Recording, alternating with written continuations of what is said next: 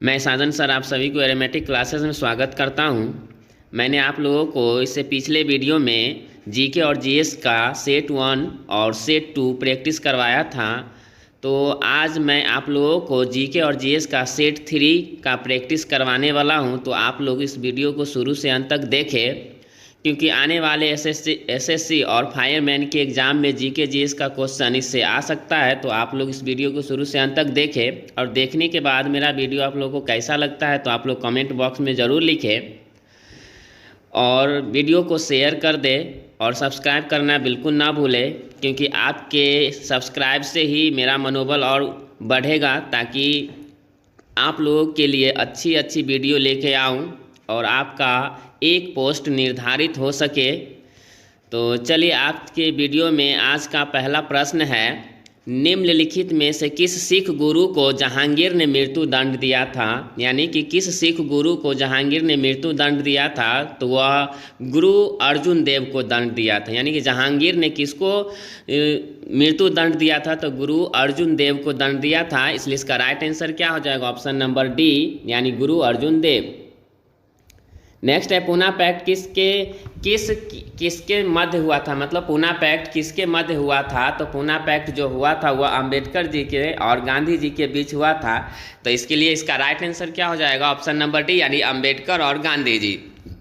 Next आपका है, वंदे मातरम के प्रथम संपादक थे, यानी वंदे मातरम के जो प्रथम संपादक थे वह कौन थे, तो अरविंद घोष थे। यानी कि आपसे पूछा जा रहा है कि प्रथम संपादक कौन थे, तो अरविंद घोष थे।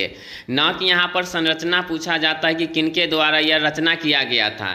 यानी कि वंदे मातरम का जो संपादक थे अरविंद घोष थे, लेकिन यहाँ पर अगर रचना पूछा जाता तो आप क्या बोलते, तो बंकिम चंद्र चट्टोपाध्याय बोलते। लेकिन यहाँ पर क्या बोला जा रहा है, प्रथम संपादक कौन थे, तो इसका राइट आंसर क्या हो जाएगा, ऑप्शन नंबर ए, यानी कि अरविंद घोष। नेक्स्ट आपका प्रश्न है कि भारतीय संविधान में मूल कर्तव्यों के प्रावधान की संस्तुति निम्नलिखित में से किसने की थी। यानी कि भारतीय संविधान में जो मूल कर्तव्य का जो प्रावधान है वह किसने किए थे, तो स्वर्ण सिंह समिति ने किए थे। इसलिए इसका राइट आंसर क्या हो जाएगा, ऑप्शन नंबर डी, यानी कि स्वर्ण सिंह समिति। नेक्स्ट आपका प्रश्न है, निम्नलिखित में से कौन सा पदार्थ सबसे अधिक ज्वलनशील है। यानी कि 4 ऑप्शन दिया हुआ है, उसमें से सबसे ज़्यादा ज्वलनशील पदार्थ क्या है, तो नायलॉन है। इसलिए इसका राइट आंसर आपका क्या हो जाएगा, नायलॉन। नेक्स्ट है, दिल्ली स्थित शांतिवन समाधि है, यानी कि शांतिवन जो समाधि वह दिल्ली में है। तो शांतिवन समाधि किसके लिए है, तो जवाहरलाल नेहरू के लिए है। तो इसका राइट आंसर क्या हो जाएगा, ऑप्शन नंबर ए, यानी कि जवाहरलाल नेहरू। हम आप लोगों को इससे रिलेटेड कुछ पॉइंट्स के बारे में वीडियो के लास्ट में बताने वाले हैं। तो आप लोग वीडियो के लास्ट तक देखें कि कौन सा पॉइंट है जो हम आप लोगों को बताने वाले हैं। तो नेक्स्ट क्वेश्चन है, चीनी यात्री फैयान ने भारत पर भ्रमण किया ना, तो चीनी यात्री फैयान ने भारत का भ्रमण किया था। तो किसके समय में किया था चीनी यात्री फैयान, यानी फैयान कौन है, तो एक चीनी यात्री जो किसके काल में, यानी कि किसके शासन काल में वह भारत का भ्रमण किया था, तो चंद्रगुप्त द्वितीय के शासन काल में वह भारत आया था और भारत का भ्रमण किया था। और चंद्रगुप्त द्वितीय को विक्रमादित्य के नाम से भी जाना जाता है, ध्यान रखेंगे। तो चीनी यात्री फैयान ने भारत का भ्रमण किया था चंद्रगुप्त द्वितीय के शासनकाल में। इसलिए इसका राइट आंसर क्या हो जाएगा, ऑप्शन नंबर सी, यानी चंद्रगुप्त द्वितीय। नेक्स्ट आपका है, युद्ध या बाह्य आक्रमण के कारण की गई आपातकाल की घोषणा का संसद द्वारा अनिवार्यतः अनुमोदन होना चाहिए। तो 1 महीने के अंतर्गत 1 महीने में होना चाहिए। तो इसलिए इसका राइट आंसर क्या होना चाहिए, ऑप्शन नंबर ए, यानी 1 महीने में। नेक्स्ट है, शून्य आधार वाला बजट सर्वप्रथम लागू हुआ था। यानी कि शून्य आधार वाला जो बजट लागू हुआ था वह कहाँ से लागू हुआ था, तो संयुक्त राज्य अमेरिका में यानी कि लागू हुआ था। तो इसका राइट आंसर क्या हो जाएगा, ऑप्शन नंबर डी, यानी संयुक्त राज्य अमेरिका में। नेक्स्ट है आपका कि संसार में चाय का प्रमुख उत्पादक देश है, मतलब विश्व में चाय का जो प्रमुख उत्पादक देश है वह चीन है। यानी उत्पादन करने में क्या आगे कौन है, सबसे फर्स्ट स्थान में क्या है, तो चीन है। और निर्यात करने में आपका श्रीलंका है। लेकिन यहाँ पर मुख्य उत्पादक पूछा जा रहा है चाय का, इसलिए इसका राइट आंसर क्या हो जाएगा, ऑप्शन नंबर ए, यानी चीन। नेक्स्ट आपका, यूनानी चिकित्सा विज्ञान का जनक किसे मानते हैं, यानी कि फादर ऑफ मेडिसिन किसे माना जाता है, तो हिप्पोक्रेटस को माना जाता है। इसलिए इसका राइट आंसर क्या हो जाएगा, ऑप्शन नंबर सी, यानी हिप्पोक्रेटस। नेक्स्ट आपका है क्रोना। क्रोना किस देश की करेंसी, यानी क्रोना जो है वह किस देश की करेंसी है, तो स्वीडन का करेंसी है, इसलिए इसका राइट आंसर आपका हो जाएगा ऑप्शन नंबर बी। नेक्स्ट है वृंदावन गार्डन कहाँ है, यानी वृंदावन जो गार्डन है वह कहाँ है, तो मैसूर में है, इसलिए इसका राइट आंसर क्या हो जाएगा, मैसूर। याद रखेंगे, बहुत इंपॉर्टेंट आपका जीके जीएस का क्वेश्चन है, आने वाले एग्जाम्स के लिए काफ़ी महत्वपूर्ण है, तो आप लोग शुरू से देखें और याद करने की कोशिश करें।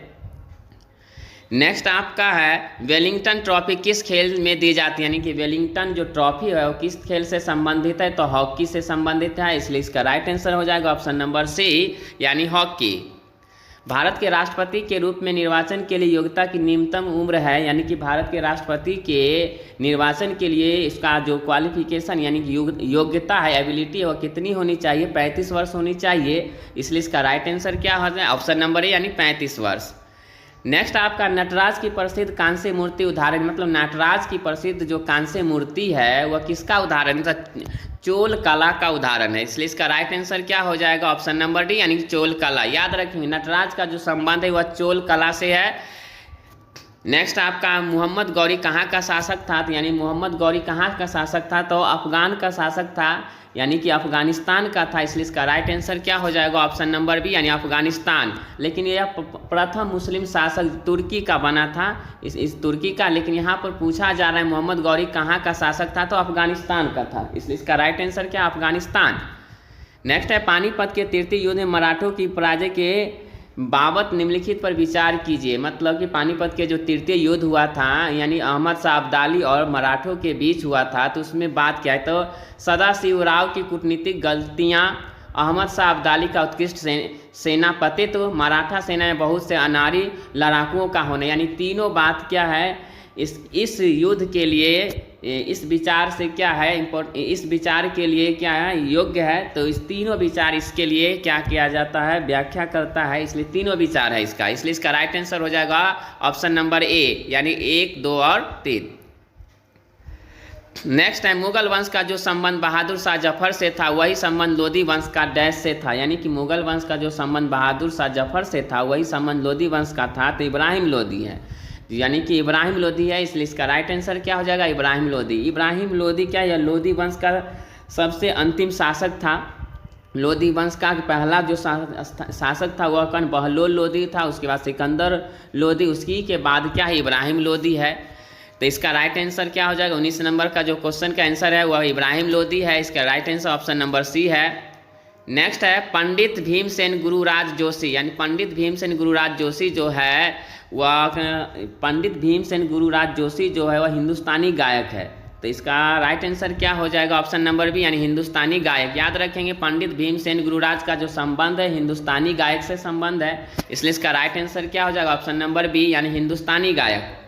अज्ञात सैनिकों का स्मारक भारत में कौन सा है, यानी अज्ञात सैनिकों कहने का मतलब जिसको पता नहीं चल सका तो उसका स्मारक कौन है, तो इंडिया गेट है। याद रखेंगे इंडिया गेट क्या अज्ञात सैनिकों का स्मारक है, इसलिए इसका right answer option number B हो जाएगा, यानी इंडिया गेट। नेक्स्ट है पंडित किशन महाराज निम्नलिखित बाह्य यंत्र यानी वाद्य यंत्र के प्रमुख वादक थे, यानी कि पंडित किशन महाराज जो थे वह तबला के वाद्य यंत्र थे, इसलिए इसका right answer option number D, यानी तबला है। नेक्स्ट मदुरै राजधानी थी, यानी मदुरै जो राजधानी वह पांड्यों की राजधानी थी, इसलिए इसका राइट आंसर क्या हो जाएगा ऑप्शन नंबर सी, यानी पांड्यों। नेक्स्ट है निम्नलिखित धातुओं में से किसे सिंधु घाटी के लोग नहीं जानते थे, तो सिंधु घाटी के लोग लोहा से परिचित नहीं थे, इसलिए इसका राइट आंसर क्या हो जाएगा ऑप्शन नंबर सी, यानी लोहा। अकबर के शासन के दौरान राजस्व प्रणाली किसके हाथों में थी, यानी अकबर के शासन के दौरान राजस्व प्रणाली किसके हाथों में थी, तो टोडरमल के हाथों में थी, इसलिए इसका राइट आंसर आपका ऑप्शन नंबर डी हो जाएगा, टोडरमल। नेक्स्ट है कर्नाटक संगीत का पितामह किसे कहा जाता है, यानी कर्नाटक संगीत का पितामह किसे कहा जाता है, तो पुरंदर दास को कहा जाता है। याद रखें कर्नाटक संगीत का पितामह किसे, पुरंदर दास को कहा जाता है, इसलिए इसका right answer option number B, यानी पुरंदर दास। नेक्स्ट है अलेक्जेंडर की भारत से लौटने के उपरांत 323 बीसी में, यानी बीसी में कहाँ मृत्यु हुई थी, तो यह कहाँ हुई थी, तो बेबीलोन में हुई थी। याद रखेंगे यानी अलेक्जेंडर की भारत से लौटने के उपरांत 323 बीसी में कहाँ मृत्यु हुई थी, तो बेबीलोन में, या इसका राइट आंसर क्या हो जाएगा ऑप्शन नंबर डी, यानी बेबीलोन। निम्नलिखित मुगल शासकों में से किसे प्रिंस ऑफ बिल्डर्स कहा जाता है? याद रखेंगे, प्रिंस ऑफ बिल्डर्स के नाम से शाहजहां जाना जाता है, इसलिए इसका राइट आंसर क्या हो जाएगा? Option number D, Shahjahan.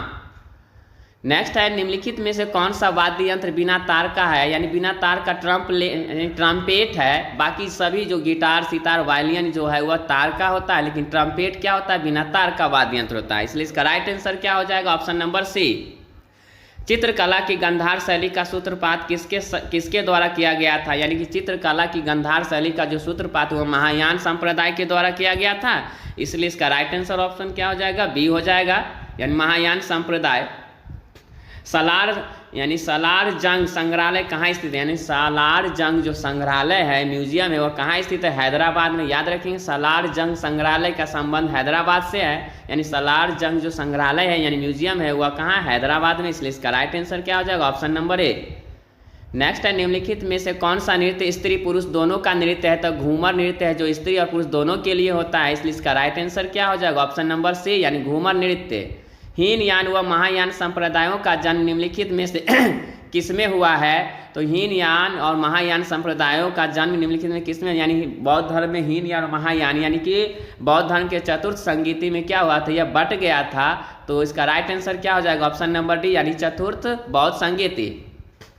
Next है, सम्राट अकबर ने निम्नलिखित में से किस महल का निर्माण फतेहपुर सीकरी में करवाया था? यानी कि अकबर ने फतेहपुर सीकरी में किस महल का निर्माण किया था? पंचमहल का। याद रखेंगे, पंचमहल का निर्माण कौन कराया था? अकबर करवाए थे, और कहाँ करवाया गया था? फतेहपुर सीकरी में, इसलिए इसका राइट आंसर क्या हो जाएगा? पंचमहल, यानी ऑप्शन नंबर सी। भारत के निम्नलिखित प्राचीनतम सिक्कों पर शासकों के नाम एवं उनके शरीर के ऊपरी भाग के चित्र बने हुए हैं, तो इसका संबंध किससे? तो गुप्त सिक्के से है, इसलिए इसका राइट आंसर क्या हो जाएगा? ऑप्शन नंबर सी, यानी गुप्त सिक्के। अखिल भारतीय हरिजन संघ की स्थापना, यानी अखिल भारतीय हरिजन संघ की स्थापना किसके द्वारा किया गया था? तो महात्मा गांधी जी के द्वारा किया गया था। याद रखेंगे, अखिल भारतीय हरिजन संघ, अखिल भारतीय हरिजन संघ की स्थापना महात्मा गांधी के द्वारा किया गया था, इसलिए इसका राइट आंसर क्या हो जाएगा? Option number D. Gandhi ji के नाम के आगे महात्मा जोड़ा गया, तो गांधी जी के नाम के आगे महात्मा जोड़ा गया, वह चंपारण सत्याग्रह के दौरान जोड़ा गया, और यह किनके द्वारा दिया गया था? तो रविंद्रनाथ टैगोर के द्वारा दिया गया था। याद रखेंगे, महात्मा जो शब्द जो दिया गया था रविंद्रनाथ टैगोर के द्वारा दिया गया था, लेकिन कब दिया गया था? चंपारण सत्याग्रह के दौरान दिया गया था। और राष्ट्रपिता जो महात्मा गांधी जी को कहा गया था वह सुभाष चंद्र बोस के द्वारा कहा गया था, लेकिन इस प्रश्न के लिए महात्मा जो शब्द है वह चंपारण सत्याग्रह के दौरान दिया गया, जो रविंद्रनाथ टैगोर के द्वारा दिया गया था, इसलिए इसका राइट आंसर क्या हो जाएगा? ऑप्शन नंबर ए, चंपारण सत्याग्रह के दौरान। नेक्स्ट है, भारतीय शिक्षा व्यवस्था के संबंध में चार्ल्स वुड डिस्पैच किस वर्ष आया था? तो 1854 में आया था, इसलिए इसका राइट आंसर हो जाएगा ऑप्शन नंबर ए, 1854। अंग्रेज सरकार ने किस वर्ष बिहार को अलग प्रांत बनाया था? तो 1912 में अलग प्रांत बनाया था, इसलिए इसका राइट आंसर क्या हो जाएगा? ऑप्शन नंबर बी, यानी 1912।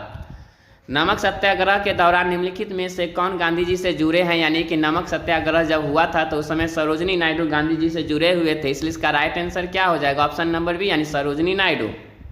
1993 में नेताजी सुभाष चंद्र बोस ने स्वतंत्र भारत यानी आज़ाद हिंद की अंतःकालीन सरकार के गठन को उद्घोषित किया था, तो यह कहाँ किए थे? तो सिंगापुर में किए थे। ये भी याद रखेंगे, आज़ाद हिंद का संबंध नेताजी सुभाष चंद्र बोस से है, और आज़ाद हिंद जो हुआ था उद्घोषित किया गया था वह सिंगापुर में हुआ था, इसलिए इसका राइट आंसर क्या हो जाएगा? सिंगापुर, यानी ऑप्शन नंबर सी। सबसे पहले हमारा राष्ट्रीय गान कब और कहाँ गाया गया था? तो सबसे पहले हमारा राष्ट्रगान यानी जन गण मन यह कहाँ गाया गया था? कलकत्ता में 27 सितंबर 1911 को कांग्रेस के अधिवेशन में गाया गया था, इसलिए इसका राइट आंसर क्या हो जाएगा? ऑप्शन नंबर सी, कलकत्ता में 27 दिसंबर 1911 को। नेक्स्ट है, भारत के संविधान में मौलिक अधिकार, भारत के संविधान में मौलिक अधिकार यानी मूल संविधान का हिस्सा थे, तो इसलिए इसका राइट आंसर क्या हो जाएगा? ऑप्शन नंबर ए, यानी मूल संविधान का हिस्सा थे। नेक्स्ट आपका है,